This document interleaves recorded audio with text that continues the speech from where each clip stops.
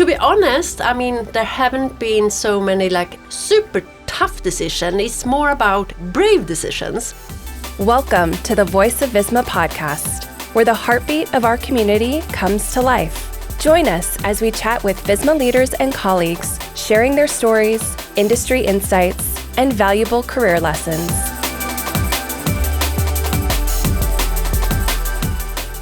Hello and welcome to the Voice of Visma podcast. I'm your host for today. My name is Filip and I work as a knowledge manager here in Visma. And today we're continuing our focus on the small business segment with Charlotte, the managing director of SPCs. Good to have you in the studio. Thank you, Filip. I'm really looking forward to this. Yeah, and I think let's start at the beginning and how you came to SPCs. How did that occur? I started end of 2016, so it's almost 7 years now. And it's really a funny story because one of my best friends, she was called by a headhunter to Visma Spcs to become like the CPO, head of products. For some reason, she decided not to take this opportunity. And then the headhunter was like asking, do you know someone who could do like a kind of business support role? And she recommended me. At that time, I was working at STIM, music organization. But so it ended up, actually, that I became a Visma Spcs employee and she didn't. So I think it was a fun story because when she had her first interview, we were out walking and she was talking about this MD, Daniel De Souza, that hired me. And I was like, that sounds really, really cool. Yeah. So that is a funny story. Yeah, good way to have friends in high places. I know. That's great. So you said you started there and then a few years later, you were actually named interim managing director. Yeah. Because Daniel left the position and the company was in a little bit of a rough shape, sort of. Financially, the numbers were trending in the wrong direction. Yeah. Engagement was perhaps not where you wanted it to be. Most of the products were still on-prem. Yeah. And we prefer cloud here in Visma, of course. So sort of talk us through that experience and how did that happen? How were you thinking?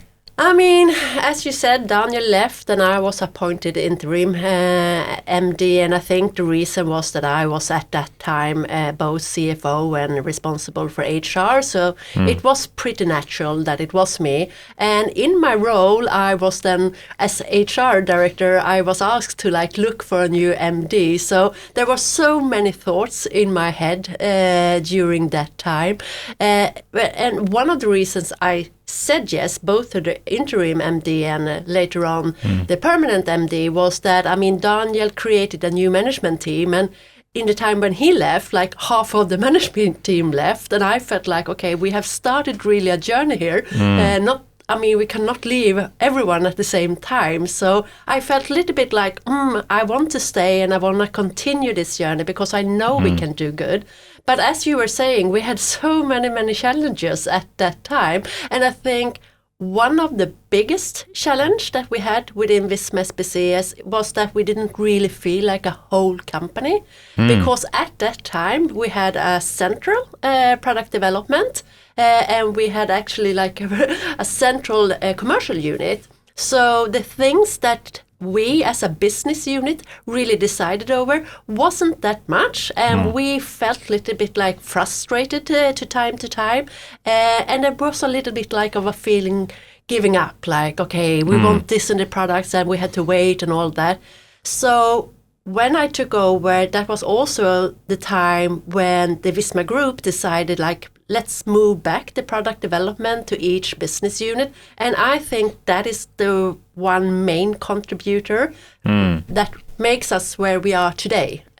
Because then we started to feel like one company again. And as you were saying, I mean, our financials, we were struggling a lot. In 2019, 75% of the revenue was on-prem. And as you were saying, that was nothing the Visma Group wished for. And only 25% was SaaS. And as you were saying, we started to see declining numbers. So compared to where we are today, where over 60% is SaaS and 40% is on-prem, it's completely something different.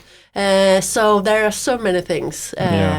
So sort of in that time, half of the management team has left, and sort of, did you already know that this sort of mindset change from the corporate of Visma was coming, that sort of the products units you would be getting that back, or was that something that came after you were? I would say it came exactly at the time when I became interim, and I don't know which came with what, but one of my first tasks was actually to bring in the product development managers working in product unit for our products to be like in the management team with dotted lines. And then after a couple of months, we decided like, okay, no, they are going to really be in the management team and be part of Visma Spcs. So I would say one of my first really important tasks was to bring these two big parts together and create one culture, one goal, one vision for all of us.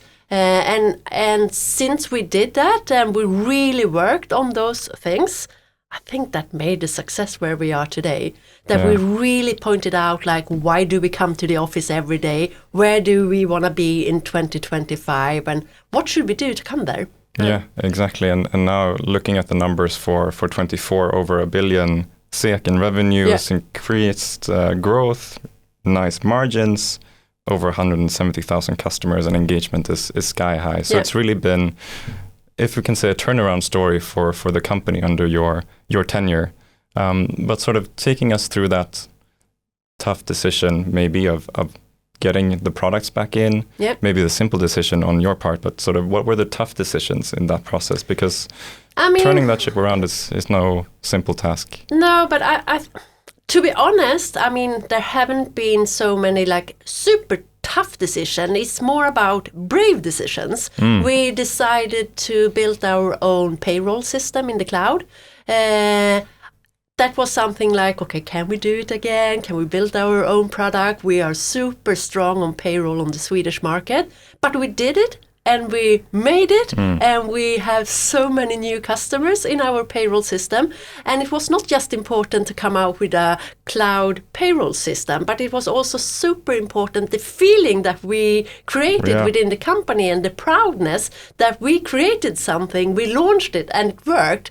That made us really, really like happy and proud for Visma Spcs. And we did a couple of things during these 5 years. I would say one thing was that we bundled an offer to the accounting offices. We actually decided that we are not for the big five because we are not right there with our products yet. But for the small AOs, we are going to have the perfect offer.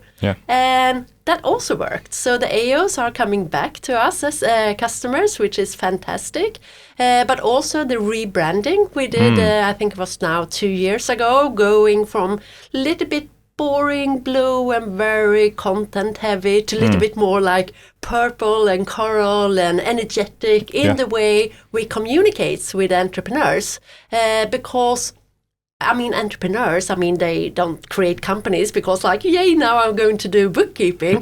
They think bookkeeping can be pretty boring. So our job is to simplify that and explain how easy it is to do this with our system. So there are a couple of things that we did during this journey that made us where we are right now. Yeah, and I think that's really interesting because a lot of Visma companies have now started to move beyond sort of only thinking about themselves as sort of the accounting software or the payroll software. And I think you, in the rebranding and in your communication, have really solved that sort of bigger purpose and the bigger value of Visma Spcs. Did that come naturally, or was it something that you really had to search for? Was it a struggle finding that bigger vision behind the products? No, I mean, first of all, I love the Visma Group shaping future through technology. It's perfect, and we just took it a little bit closer to us. I mean, we are really helping the entrepreneurs in Sweden. We know how important it is to have many companies in Sweden. We have a fantastic welfare in Sweden. If we want to continue to have that, we need to have a lot of more companies. And we know that, at least until a couple of months ago, 1/3 was dreaming to create a company. Unfortunately, this number has gone down a little bit in Sweden. Okay, yeah. So at least 1/4 is dreaming to create my own company. And we are there to help them, not just like sell the products, but also like making sure it's easy to create your new company, and we will help you with that. Yeah. So it is important. I think when we start to talk about the Visma Spcs purpose in that way, not just selling products, I think everyone became a little bit more engaged. And engaged people loves to deliver. I think just with the sheer size of Visma Spcs, over 500 people employed, even stating the vision and having that in place, sometimes that's not enough. You need to reach all of the people and really get into all of the different meeting rooms and see, are we on the same page? Yeah. How did you go about that? I mean, repeat and repeat and repeat. I mean, we have all staff meetings every month. We talk about the vision. We talk about where are we heading. We're talking on where are we now. So sometimes I feel like I'm repeating myself like so many times. But I think that is really important. So it's a very clear focus on internal communication. I also think maybe one of my strengths is that I'm super like clear. I communicate like in a very simple way. And I do think people understands where we're going, but they also understands when we sometimes takes decision like we have to close this product or we cannot continue doing in this way, because I always explain the logic behind it. And when people understands, maybe doesn't like it necessarily, but understands why we're doing things, it's also easier. Has that always been part of your leadership throughout your career, that ability to be able to explain the reasoning behind it, or is something you would have to sort of work on and tune? I mean, both yes and no. I'm half Spanish, so I talk a lot and I use my body language to explain things. But of course, I have improved the way I communicate. Absolutely. In the beginning of my career, I thought like, okay, to be a manager, you need to be in this kind of way. Now I feel a little bit more like I can be me. And that works as well. So I feel a little bit more safe. And when you feel more safe, then everything gets easier, I think. So of course I have those kind of skills over the years. And I also find it interesting that, as you mentioned earlier, you have a person in your management team solely focused on internal communication. Is that also just to make sure that we're all on the same page, or where did that decision come from? No, I mean, as you were saying, we are 550 people, and if we get everyone to really understand where we are going, everyone can make their own decision every day, and that helps us to speed up. So Jens, he does a fantastic job with internal communication, but also the whole management team, like setting up really clear goals. This is where we're going, making sure it goes to everyone. So I definitely think internal communication is super important. Yeah, that's great. Yeah. And speaking sort of this open, you said we don't take tough decisions, we make brave decisions. I really like that framing. Sort of, do you have an example perhaps of when you had to really reiterate something that was quite tough to do, that really helped with this, your sort of leadership style, being open and honest, maybe even when people weren't already on board? I can tell a really funny story. It was just the beginning of my MD career. I've just been appointed as the MD, and in Sweden there are two ERP suppliers for the small medium segment. It's Visma Spcs and it's Fortnox. And we are located in Växjö with our head offices. We are like sitting 70 meters from each other. Oh, really? Yeah, it's just a road between us. And Fortnox built a new house. And it was a little bit higher than Visma Spcs house. Oh, no. So then the former MD decided like, we need to build a new house. And it was decided we are going to build a new house on the parking lot, and it's going to be much higher.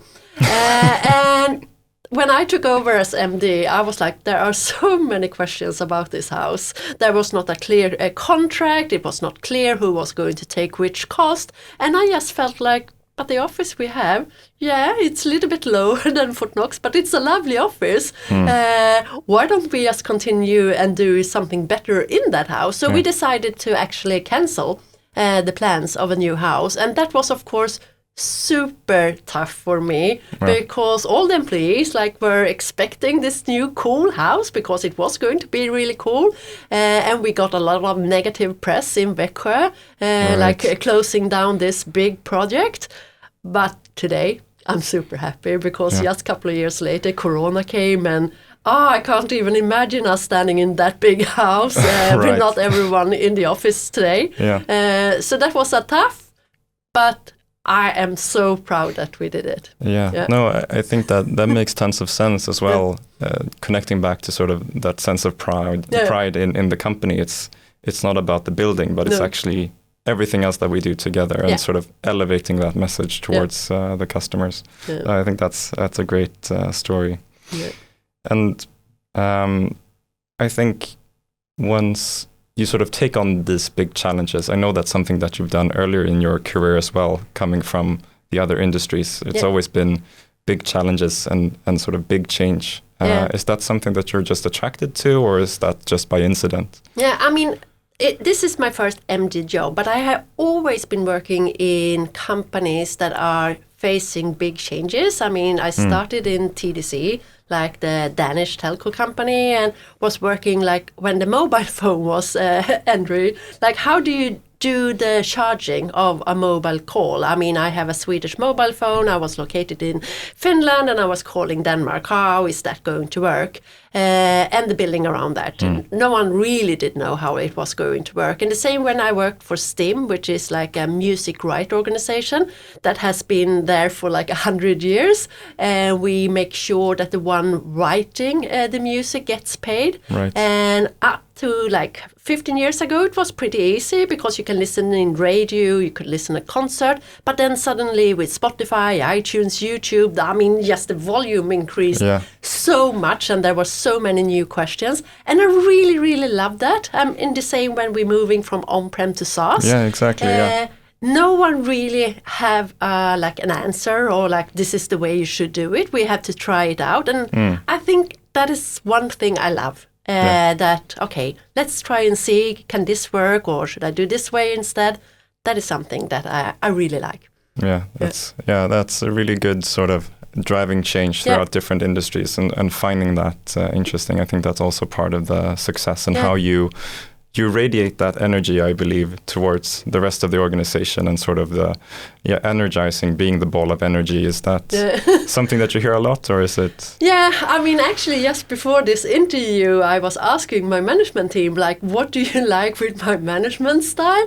And I think all of them were answering the same thing. I'm super energetic. I'm super engaged. I ask tons of questions, and I really love my job. And I think people notice that, and I talk about it a lot. I mean, a lot of people say I love my job, but I love my job as the MD at Visma Spcs. And since I really, really do that, I think people notice that. And I do think people think it's fun that I am super engaged in the company. I mean, I would be happy to have such an engaged leader as well, and I'm lucky to have one. So sort of, is that something that you think works for all leaders, or do you need to have that sort of, maybe it's the Spanish energy compared to Sweden, or is that something that works for everyone, or do you have to find your own path? I don't know. I mean, I only know my way, and When I took the MD job, I promised myself to stay true to myself. Because it's so easy to start to think that now it's expected out of me that I am in a certain way. I mean, of course, I need to take a responsibility, and I mean, taking care of the companies and deliver results and all that, but I stayed true to myself. I can only be Charlotte, so that's what I do best, and it actually works within Visma Spcs. If it works somewhere else, I don't know.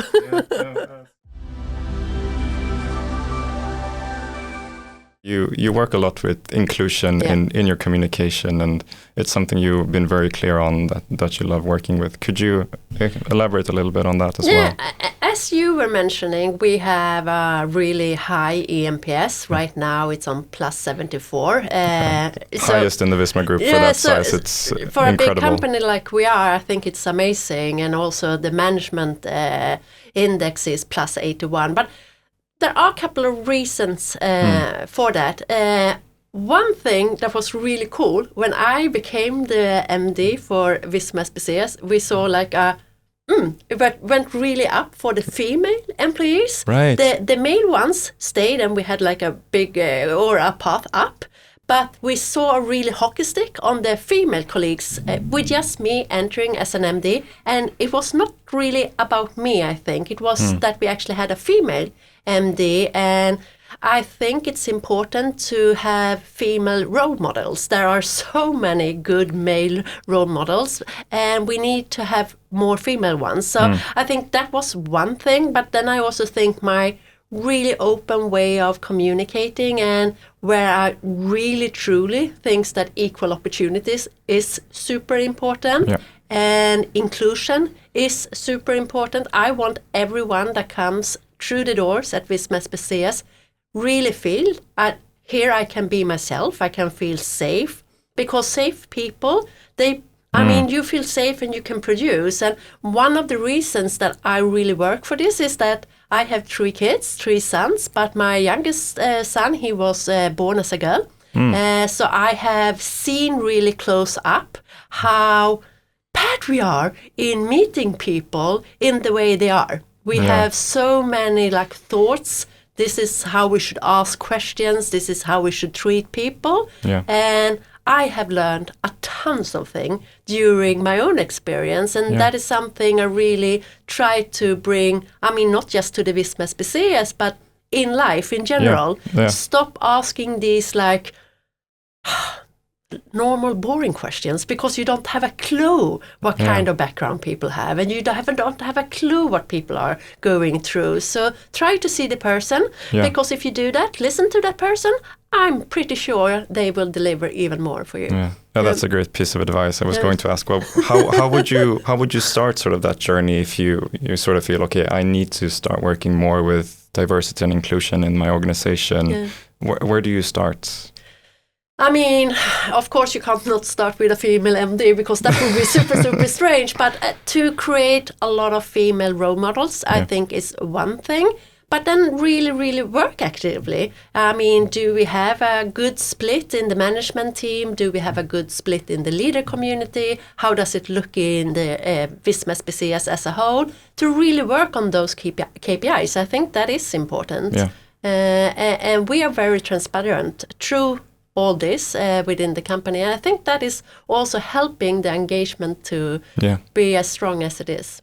Yeah, that makes sense to me. And I want to circle back to that statistic that you mentioned, that a few years ago, 1 in 3 people in Sweden dreams of starting a business. And now it's down a little bit to 1 in every 4 persons. And I also know that there's sort of a difference between male and female founders in Sweden. What's your opinion on that? No, I mean, I want the male to continue to create new companies, of course. We are creating, I think, in Sweden between 68 to 70,000 new companies each year. And it's not that many female entrepreneurs. And to be honest, I think Sweden right now is the bottom 6 in Europe. That's bad. Which is so crazy, because I thought, to be honest, that we were more equal in Sweden than we actually are. So there is something that makes female entrepreneurs not really chasing their dreams. And if we could help them to really do that, then we will have more companies in Sweden, which would be a perfect thing. I mean, not just because for Visma Spcs and we can sell more bookkeeping products, but also for the country Sweden. Yeah, exactly. Lots of tax kroners going into the welfare that we all love. And sort of looking at that and looking into the future beyond 2025, is that sort of the next challenge for SPCS? It's helping the entrepreneurs, or what would you say is the next big thing? Now that you've completed the journey to SaaS with tremendous success, what's sort of the big challenge that awaits you? I mean, One of the biggest challenges we have today at Visma Spcs is that we actually have so many products. I mean, in our product portfolio, we have like 40 products.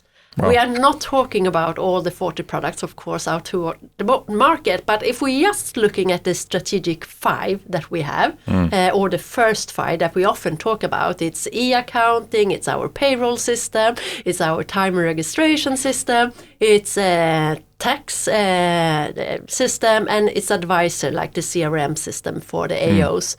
They have all different names. Take e-accounting, for example. All employees within Visma can have one free copy. I gave mine to my sister because she is running a business. Oh, nice. Yeah.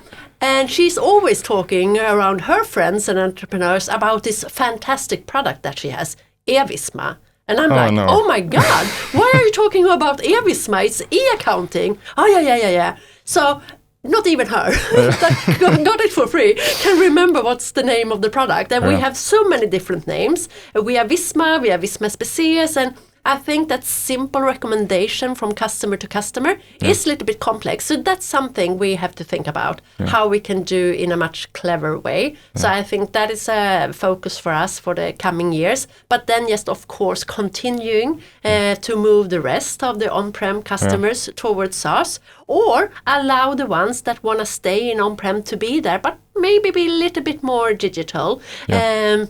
And then, of course, always increase like the PMPs of the products. I think that's super important. Yeah.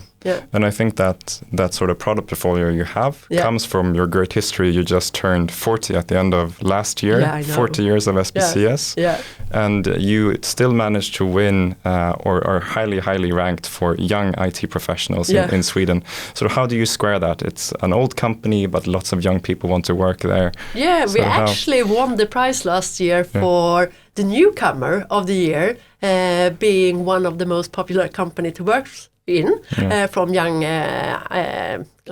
people. I think that was super cool, showing that we can mix our history with a new way of thinking. So I think that was the best grade ever for us. We were super happy. Yeah. No, that's great. And I think we've learned so much about SPCS today. I think that's a wrap for this episode. Thank you so much for sharing your insights and your knowledge on how to turn this big ship around that is SPCS. And congratulations on the great journey so far, and to a next 5 years of greatness for SPCS. Next 40 years. Next 40 years. That's better. That's much better.